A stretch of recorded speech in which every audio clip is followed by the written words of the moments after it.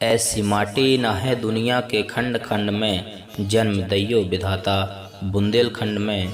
नमस्कार मित्रों, आज हम बात करने वाले हैं जय जय बुंदेलखंड चैनल के माध्यम से। अगर आपने चैनल सब्सक्राइब ना किया हो तो चैनल सब्सक्राइब कर लें। और आज विशेष बात बताने वाले हैं एक ऐसे धर्म तीर्थ स्थल की जहां आज भी सरकार के द्वारा गॉड ऑफ ऑनर यानी भगवान को सलामी दी जाती है प्रतिदिन। और भी अनेक और रहस्यों से भरपूर ऐतिहासिक तथ्यों के साथ आज हम आपसे बात करेंगे राम राजा सरकार जी महाराज के धाम दूसरी अयोध्या ओरछा के बारे में।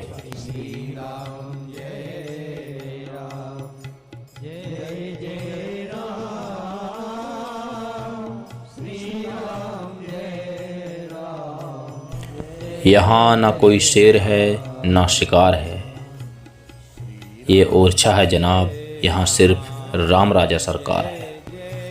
जी हाँ मित्रों, जहाँ ना राजे बचे ना रजवाड़े बचे हों, वहाँ पर एक ऐसा राजा जहाँ आज भी राज करते हों, महल के अंदर बैठ कर के समस्त नगरी को चलाते हों, और जहाँ पर केंद्र सरकार और राज्य सरकार की भी ना चलती हो, वहाँ पर राज्य सरकार के द्वारा ही नियुक्त किए गए हों गार्ड जो देते हों वहाँ के राजा को, अर्थात श्री राम राजा को गॉड ऑफ ऑनर।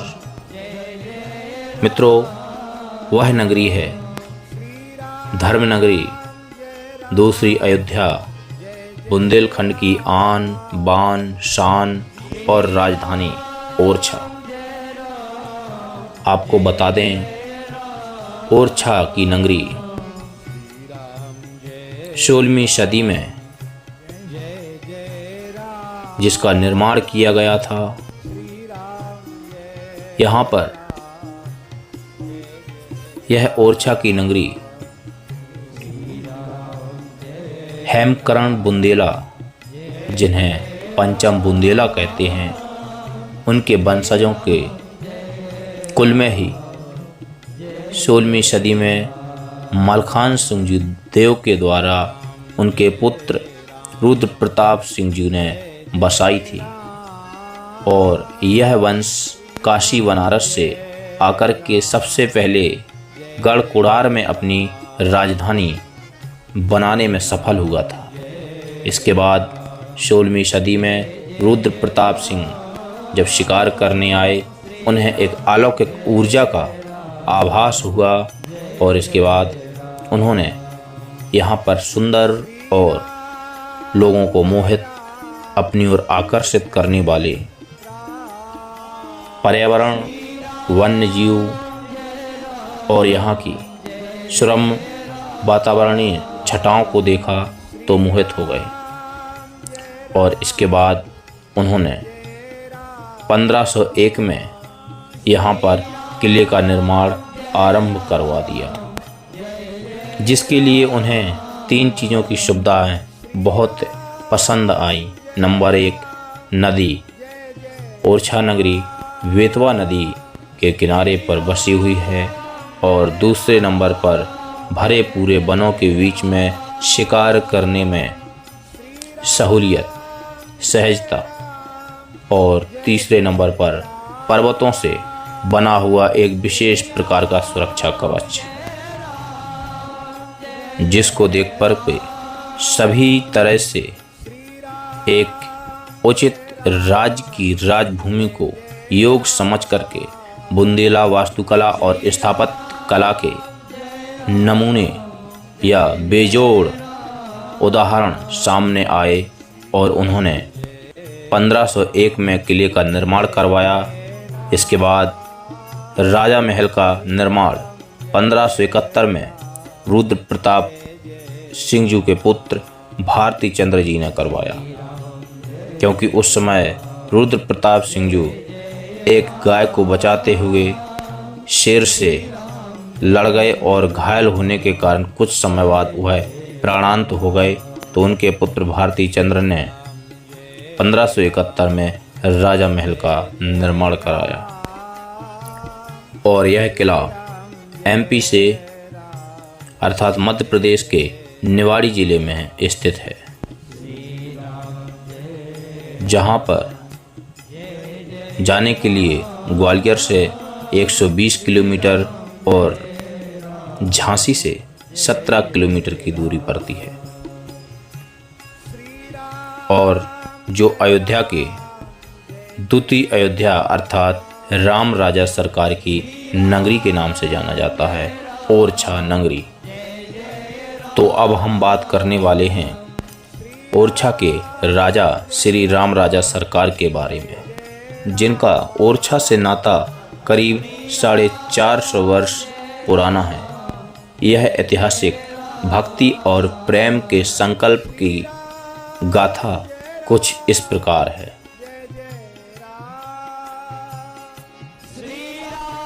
राजा रुद्र प्रताप सिंह देव के ही वंश में जन्मे राजा मधुकर शाह, जिनका जन्म 1611 में हुआ था, जो बहुत ही निर्भय और निर्भीक थे।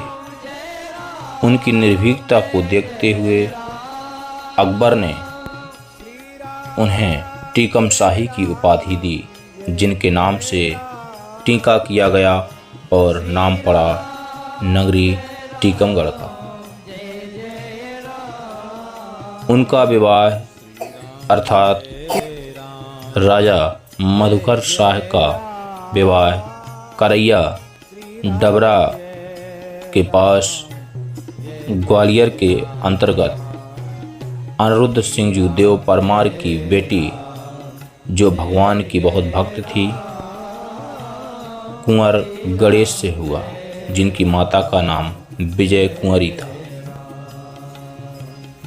कहते हैं कुंवर गणेश को काशी बनारस में उपासना में उन्हें वरदान प्राप्त हुआ था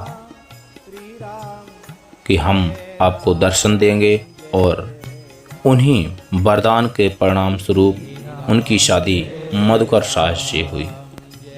राजा मधुकर शाह जो भगवान कृष्ण के अनन्य भक्त थे और वृंदावन से लगाव था, वहीं उनकी धर्मपत्नी कुंवरी गणेश का लगाव राजा राम से था, और वह भगवान श्री राम के दर्शन के लिए अयोध्या जाती थी। एक समय की बात है, राजा मधुकर शाह ने अपनी पत्नी कुंवर गणेश से वृंदावन चलने का आग्रह किया, लेकिन रानी ने उन्हें अयोध्या चलने का आग्रह किया। दोनों के बीच में भक्ति और प्रेम पूर्वक हठ और जिद हो गई। राजा साहब तो वृंदावन में होकर के वापस आ गए, लेकिन रानी कुंवर गणेश अभी अयोध्या से वापस नहीं आई। तो राजा ने एक संदेशा भिजवाया कि रानी जी, लगता है अब आप राजा रामचंद्र जी को ही साथ में लेकर के आएगी। इस बात को रानी कुंवर गणेश के हृदय में घर करने में देर नहीं लगी, और उन्होंने जिद कर ली कि अब हम राजा रामचंद्र जी को ही साथ में लेकर चलेंगे। इसके बाद रानी कुंवर गणेश ने लक्ष्मण किला के पास सरजू के किनारे कठिन तपस्या की। बहुत ही कठिन अभिप्सा और तपस्या के बाद उन्हें जब भगवान के दर्शन नहीं हुए, तो उन्होंने एक रोज रात को 12 बजे सरजू में कूदकर प्राणांत करने का संकल्प लिया। जैसे ही कूदी, वहाँ से राम राजा सरकार जी प्रकट हुए बाल रूप में, और उन्होंने उनको हाथ पकड़ करके बाहर निकाला। तो रानी कुंवर गणेश ने अपनी मनोवांछित इच्छा उनके सामने जाहिर की। तो राजा रामचंद्र जी ने उनके सामने 3 शर्त रखी कि रानी हम चलेंगे तो, लेकिन पहली शर्त यह है कि हम पुख नक्षत्र में चलेंगे, और जब पुख नक्षत्र समाप्त हो जाएगा तो इसके बाद हम अगले माह के पुख नक्षत्र में चलेंगे। और दूसरी शर्त, हम पैदल चलेंगे और साधुओं के समूह में भजन कीर्तन के साथ चलेंगे। दूसरी शर्त भी रानी ने मानी। तीसरी शर्त कि हम जहाँ पर एक बार बैठ गए तो दोबारा नहीं उठेंगे। और इसके बाद उन्होंने कहा कि हम राम राजा सरकार के नाम से जाने जाएंगे, इसलिए वहाँ पर कोई राजा नहीं होगा, कोई शासक नहीं होगा, सिर्फ एक ही नाथ होंगे, राम राजा सरकार। रानी ने समस्त शर्तें स्वीकार की और राजा को संदेशा कहलवा दिया। चतुर्भुज मंदिर का निर्माण राजा की आज्ञा से प्रारंभ हो गया और 8 माह 27 दिन में राम राजा सरकार जी महाराज अयोध्या से ओरछा पहुंच गए। लेकिन चतुर्भुज निर्माण होने में मंदिर का थोड़ा समय था पूर्ण होने में। तब तक के लिए रानी कुंवर गणेश ने उन्हें महल में ही स्थापित कर दिया, उन्हें स्थान दे दिया। इसके बाद वह वहीं पर बैठ गए और जब चतुर्भुज मंदिर का निर्माण हुआ पूरा तो इसके बाद उन्हें उठाया गया, लेकिन टस से मस भी ना कर सके। सभी को विश्वास हो गया। इसके बाद भगवान श्री राम राजा सरकार जी महाराज की वहीं पर गद्दी स्थापित हो गई और वहीं पर ओरछा के राजा राम राजा सरकार कहलाने लगे। राम राजा सरकार विशेष दिवस में ही बाहर जनता दर्शन हेतु बाहर आते हैं, जैसे रामनवमी, गंगा दशहरा, रथ यात्रा, सावन तीजा, रहस्य पूर्णमासी, होली झूला और विवाह पंचमी। और आज भी मध्य प्रदेश शासन द्वारा नियुक्त वहाँ पर जो गार्ड हैं वह गार्ड ऑफ ऑनर अर्थात गॉड ऑफ ऑनर देते हैं।